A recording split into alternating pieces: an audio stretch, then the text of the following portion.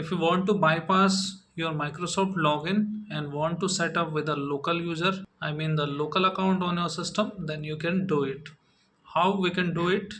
Now what you need to do is you need to press shift function and F10 key like this,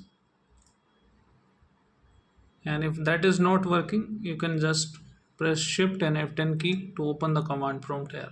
And once you see this screen, you need to type here the command start space ms hyphen cxh, then give colon and type here local only. This is the command exactly you need to type, then press enter, and you can then put the username here. You can put the password, I'm leaving it blank, and there we go.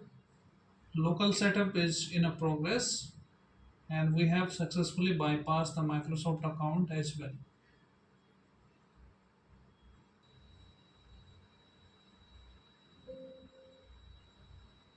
Then you can select here the next option,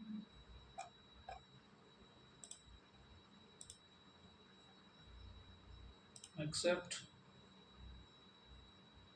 and here we are.